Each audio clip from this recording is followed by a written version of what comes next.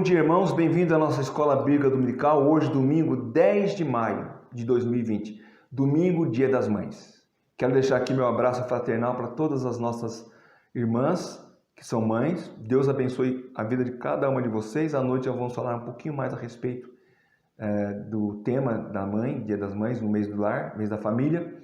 Mas eu quero já aqui estender um abraço, um beijo a todas as mães, especialmente a minha mãe, Dona Francisca, a mãe dos meus filhos, a Maria Elizabeth, e a mãe do meu neto, Shirley. Deus abençoe cada uma de vocês e as demais mães também. Deus possa abençoar todas vocês. É um domingo diferente, Dia das Mães. Geralmente as pessoas se reúnem com suas mães, mas dessa vez vai ser só um abraço virtual para todas as mães. Mas vamos lembrar de nossas mães em oração. E eu convido vocês agora justamente a orar. Senhor Deus Pai, obrigado por esse dia. Em especial, lembrarmos das nossas queridas irmãs que são mães e que tiveram um papel fundamental na nossa formação. Abençoe suas vidas, ó Pai, supra suas necessidades, cuide de cada uma delas, ó Deus. Rogamos por elas, também rogamos por Tua Palavra. Fale aos nossos corações nesta manhã, por meio da mensagem que o Senhor tem a trazer para nós nesta manhã. Peço esses favores, em nome de Jesus. Amém. Irmão, a Escola Bíblica Dominical de hoje, eu gostaria de tratar de um personagem muito famoso da Bíblia, que é Gideão. Creio que a maioria dos crentes conhece a história de Gideão. E o título da mensagem eu dei é Gideão, de Zé Ninguém a comandante vitorioso.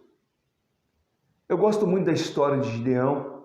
Dentre as histórias registradas no livro de Juízes, a de Gideão me impressiona pela maneira como Deus agiu na história de Israel naquele momento.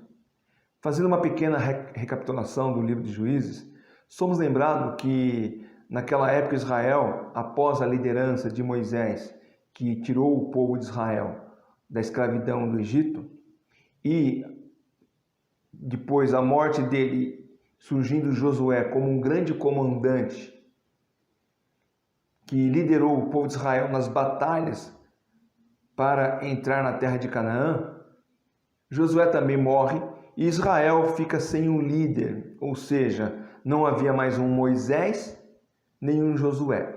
O povo começa consultando a história de Juízes, o livro de Juízes começa com o povo consultando a Deus para saber quem é que iria liderá-los. Lá Juízes capítulo 1, versículo 1, nós lemos isso, que depois da morte de Josué, os filhos de Israel consultaram o Senhor, dizendo: quem dentre nós primeiro subirá aos cananeus para pelejar contra eles? Havia uma preocupação do povo de que Deus levantasse um novo líder.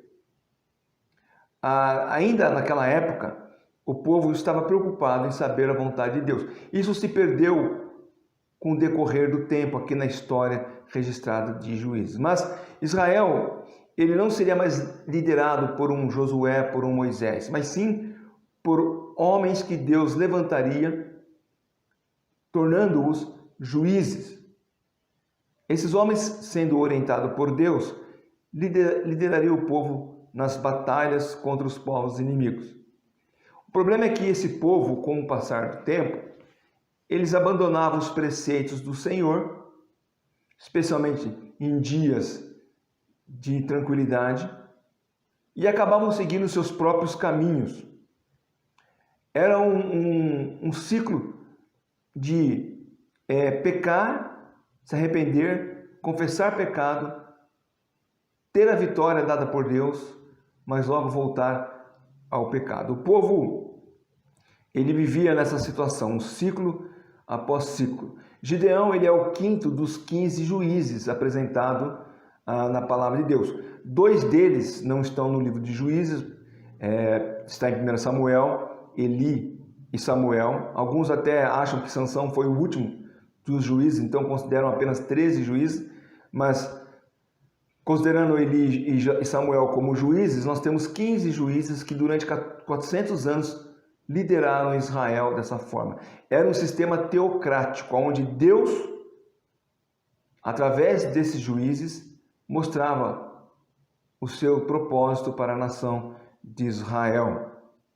A lição desse livro é que o pecado do povo trazia sofrimento, mas o Deus da graça sempre ouvia o clamor de arrependimento desse povo. Então, para nós hoje também é uma lição. O pecado traz sofrimento, mas o Deus da graça, ele providencia perdão aos que se arrependem do seu pecado. A história de Gideão começa no capítulo 6, aqui, de Juízes. Nós vemos no versículo 1 que o povo estava sofrendo na mão dos midianitas. Versículo 1 do capítulo 6. Fizeram os filhos de Israel o que era mal perante o Senhor. Por isso o Senhor os entregou nas mãos dos midianitas por 7 anos. Então, durante 7 anos, o povo viveu em covas, cavernas, e a produção agrícola invariavelmente era saqueada pelo inimigo. Versículo 2 diz isso, que prevalecendo o domínio dos midianitas sobre Israel, fizeram estes para si, por causa dos midianitas, as covas que estão nos montes e as cavernas e as fortificações. Por quê? Porque Israel estava sempre sendo invadido pelos midianitas. E aqui então, tudo que eles semeavam era saqueado. Gideão, ele, para tentar salvar um pouco do trigo, o versículo 11 diz que ele estava malhando trigo no lagar. Então veio o anjo do Senhor e assentou-se debaixo do carvalho que está em Ofra, que pertencia a Joás, Abiesrita, e Gideão, seu filho, estava malhando trigo no lagar para pôr a salvo dos midianitas. Sabemos que o lagar é um lugar onde você amassa a uva para produzir o vinho. Geralmente é um tanque onde você faz isto. Você pode ter um lagar dentro de uma cobertura. O trigo se malha em céu aberto, mas Gideão, para poder esconder o trigo, ele malha esse trigo nesse lagar, na esperança de salvar o trigo, escondendo assim dos midianitas a sua produção. Enquanto ele debulha o trigo, aqui o texto diz que o anjo do Senhor aparece a Gideão e o chama de homem valente. Versículo 12. O Senhor é contigo, homem valente. E dá a missão para ele, que é de liderar o povo de Israel contra o inimigo. Mas Gideão, ele fica surpreso. Como assim? Eu sou o mais novo dos meus irmãos e a minha família é a mais pobre de toda a tribo. Como é que eu sou um homem valente? Na verdade, eu sou um Zé Ninguém. Versículo 15 de 6, Juízes 6 diz: Ai, Senhor meu, com que livrarei Israel? Eis que a minha família é a mais pobre de Manassés. E eu sou o menor na casa do meu pai. Então, como alguém que se considerava um Zé Ninguém poderia liderar Israel contra o povo inimigo?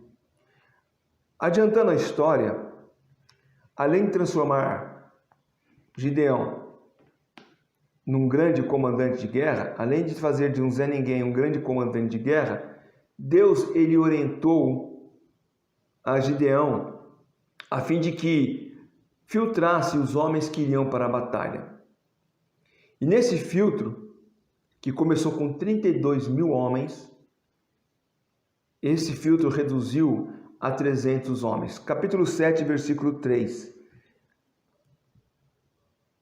Apregoava, pois, aos ouvidos do povo, dizendo: quem for tímido e medroso, volte e retire-se da região montanhosa de Gileade. Então voltaram do povo 22 mil e 10 mil ficaram. Então, no primeiro momento, dos 32 mil, 22 mil foram embora por se considerarem tímidos e medrosos. Mas 10 mil ainda era grande demais. E Deus então faz aquele teste com os homens para que eles fossem beber água. E ali a maneira em que eles fossem, a forma que eles bebessem a água, Deus iria escolher. E desses 10.000, 9.700 beberam água como um cachorro, colocando as duas mãos no chão e lambendo a água. Apenas 300 colocaram uma mão na água e puxaram a água para beber com a própria mão. Aqui diz então no versículo 7, disse o Senhor a Gideão: com esses 300 homens que lamberam a água, eu os livrarei e entregarei os midianitas nas tuas mãos, pelo que a outra gente toda que se retire, cada um para o teu lugar. 300 homens. O que aprendemos com isso? A história de Gideão não é apenas uma historinha para se contar na escola dominical para a classe das crianças. Não. Nós podemos aprender muita coisa. Nós vamos aprender nessa manhã algumas verdades. Mas a importância da história de Gideão é, em primeiro lugar, que Deus não precisa da força do homem para realizar os seus propósitos. Capítulo 7, versículo 2 diz que o Senhor falou com Gideão e disse: é demais o povo que está contigo, para eu entregar os midianitas nas suas mãos. Israel, porém, poderá se gloriar contra mim, dizendo: a minha própria mão me livrou. Ou seja, aqueles 32.000 homens poderiam cantar de galo, dizer: olha, quem venceu, quem teve vitória, fomos nós. Com a nossa própria mão nós libertamos Israel do povo inimigo. Então, para que o Israel não se achasse que era o dono da vitória, Deus reduz a 300 homens, mostrando assim que Deus não precisa da força humana. Deus usa o homem, mas quem realiza é o próprio Deus. É muito comum o ser humano confiar na sua própria capacidade. O ser humano tem essa facilidade em acreditar que tudo o que ele precisa, ele pode fazer e realizar.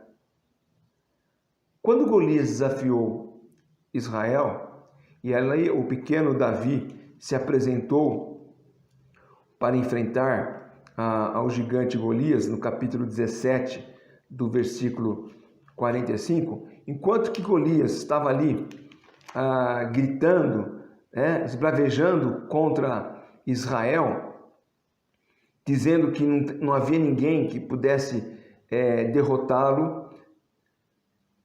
Versículo 45 de 1 Samuel diz: Davi, porém, disse ao filisteu: tu vens contra mim com espada e com lança e escudo. Eu, porém, vou contra ti, em nome do Senhor dos exércitos, o Deus do exército de Israel, a quem tens afrontado. E sabemos muito bem qual foi o desfecho dessa história.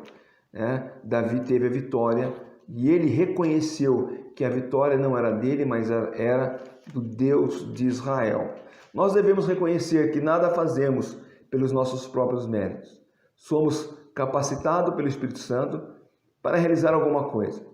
É Ele que nos usa como instrumento.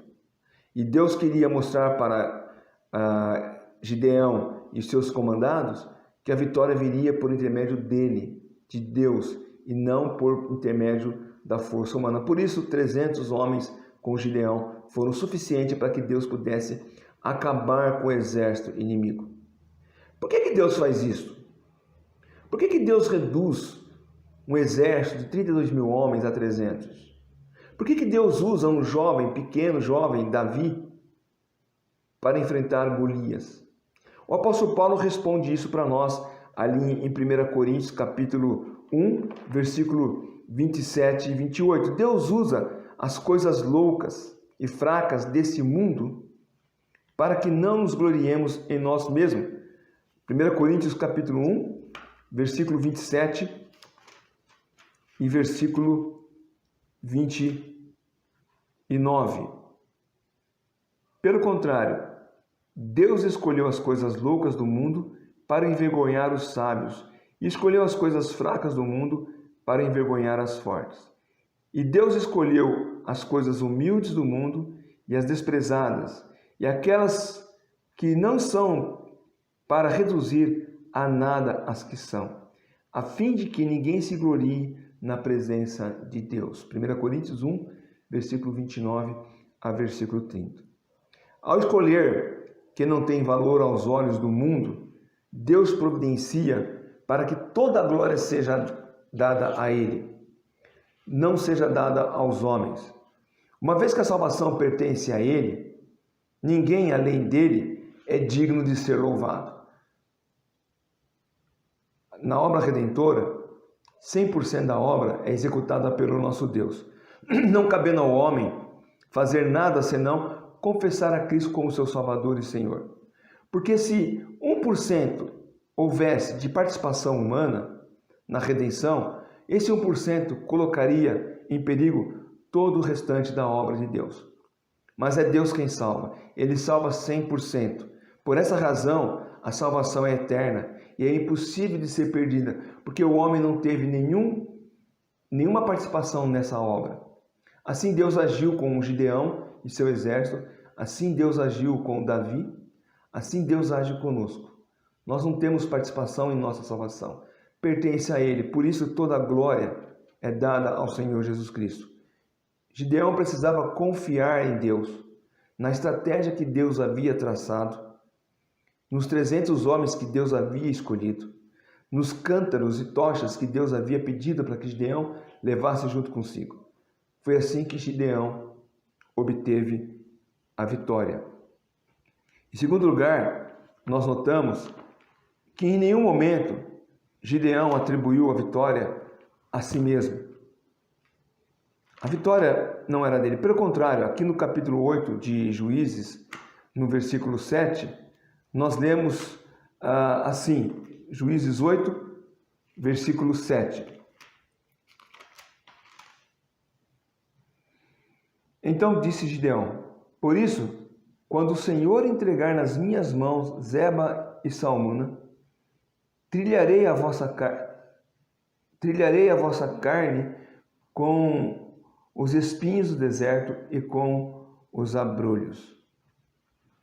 Então, assim como Deus entregou a Gideão o exército inimigo, Gideão sabia que Deus iria entregar em sua mão Zeba e Salmuna.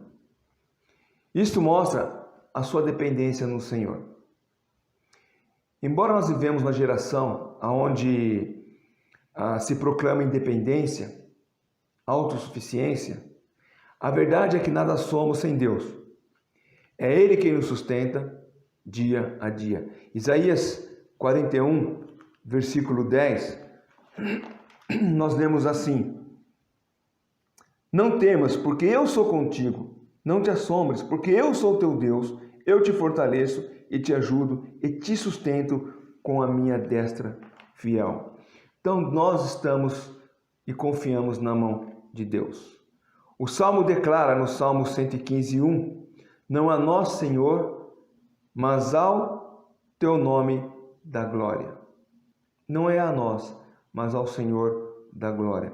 Nossa vida diária, quando reconhecemos que tudo que temos, tudo que somos, vem do Senhor, nós estamos dando glória a Ele. Mas quando nós achamos que o que temos, o que somos, foram fruto dos nossos próprios esforços, então a glória fica por nós mesmos. Gideão sabia que a sua vitória era, na verdade, a vitória do Senhor. Ainda mais, Gideão, ele mostra em terceiro lugar que ele não se aproveitou da fama, ou melhor, ele não usou a vitória contra os midianitas para conquistar uma posição de destaque. O povo queria isto.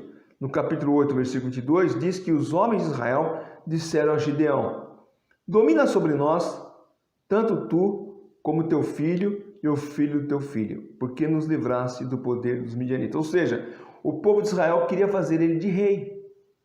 E esse reinado seria um reinado hereditário. Gideão seria rei, o seu filho seria rei, o seu neto seria rei. Mas, por mais que os homens de Israel ficassem impressionados com o desempenho militar de Gideão, ao ponto de pedir que ele se tornasse rei, isso demonstra, primeiramente, que, de certo modo, o povo ainda assim considerava que a vitória foi de Gideão. O povo preferiu dar honra da vitória ao homem do que a Deus. Gideão, porém, recusou a oferta e fez o povo lembrar-se de que quem deveria estar no comando era Deus. Versículo 29. Porém, Gideão disse: não dominarei sobre vós, nem tampouco meu filho dominará sobre vós. O Senhor vos dominará. Gideão reconheceu que quem comanda é Deus. Mas talvez Gideão poderia ser um daqueles aproveitadores da situação, como nós temos muito em nossos dias.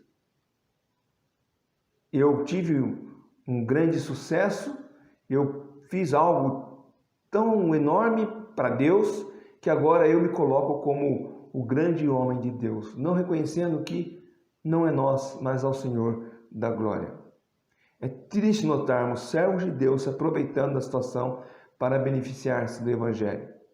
São aqueles que Paulo chama de que são mercadejantes do Evangelho, lá em 2 Coríntios 4:2. Usam do Evangelho para se autopromoverem, se sustentarem.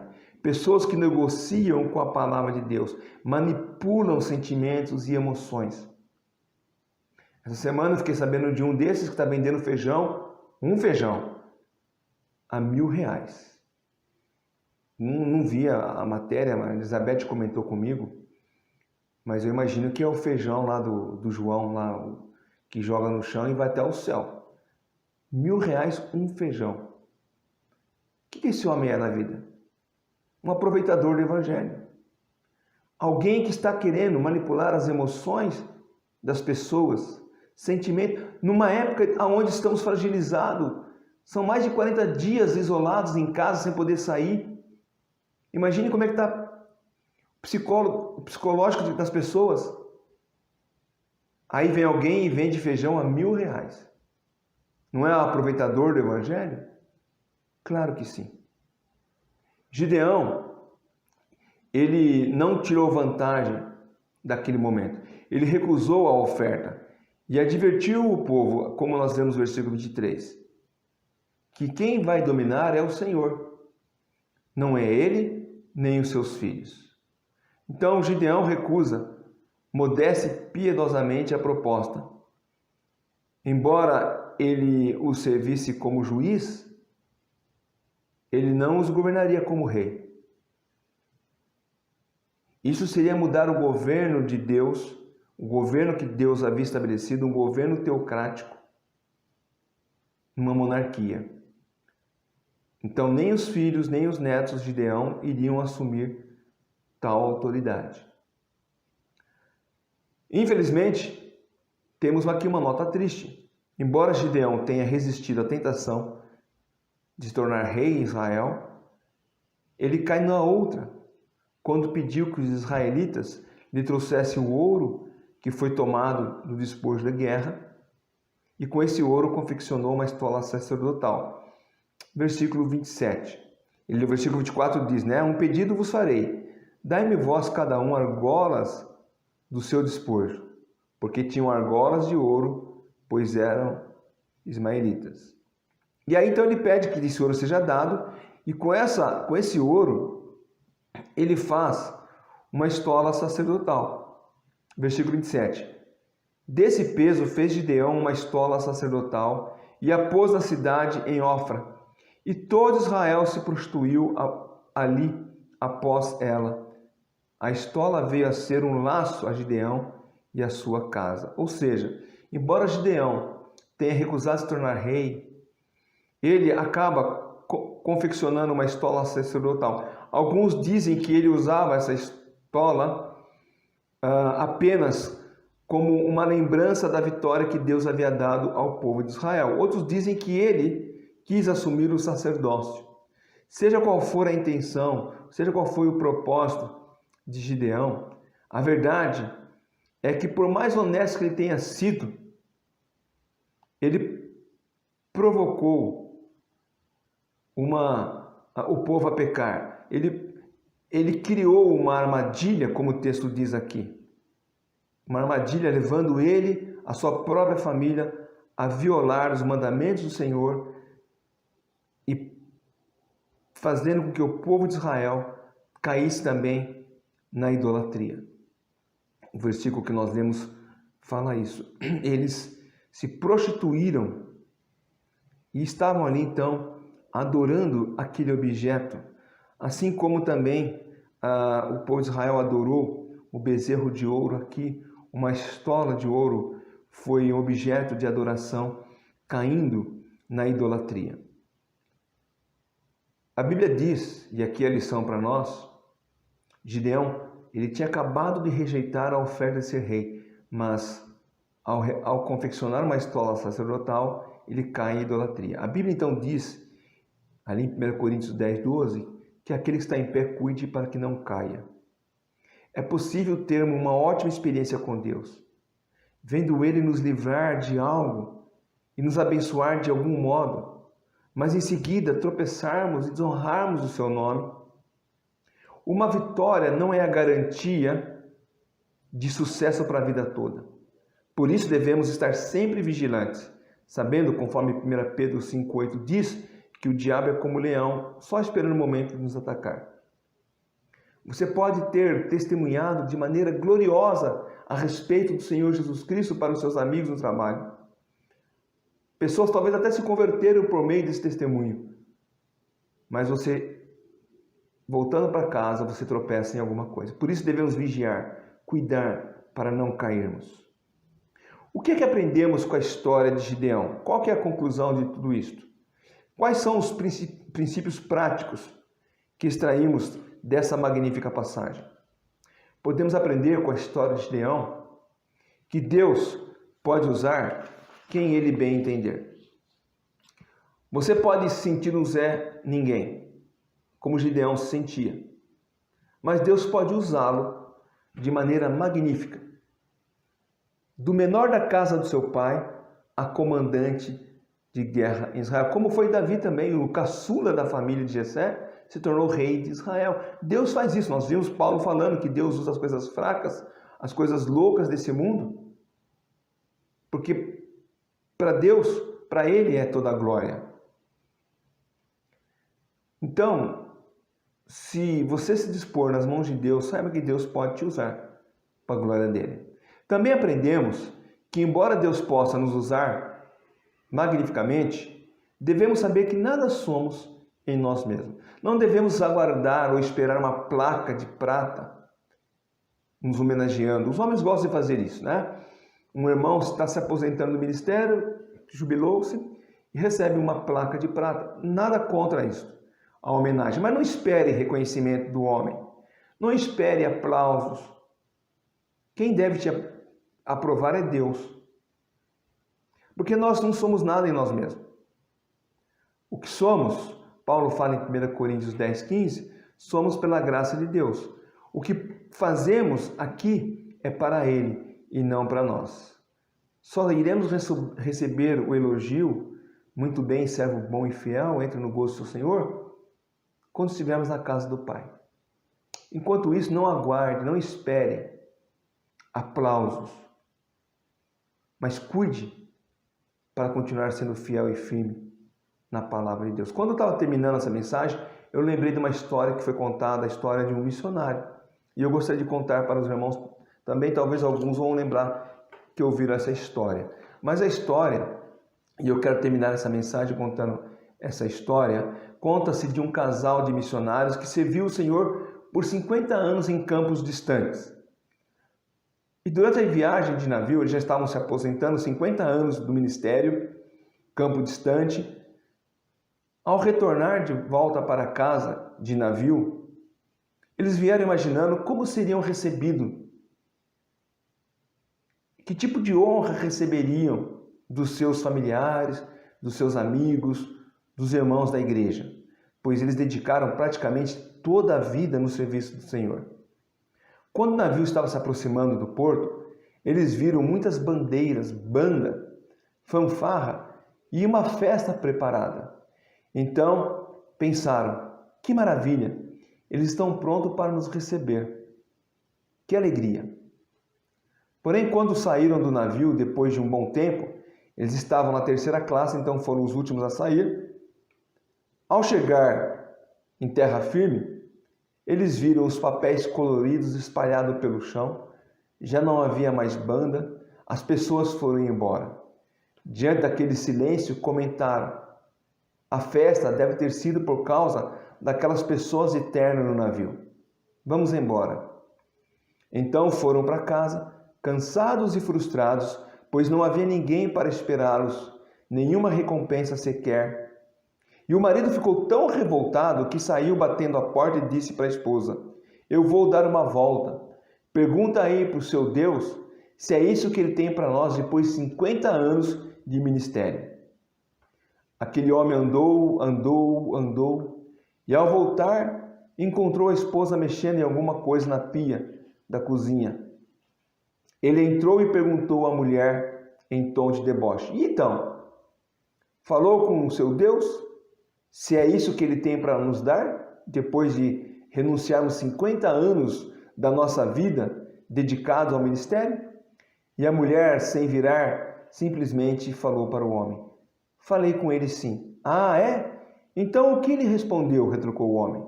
E ela disse: Deus disse que nós ainda não chegamos em casa. Assim como Gideão, assim como esse casal, lembremos sempre: não estamos aqui para impressionar pessoas.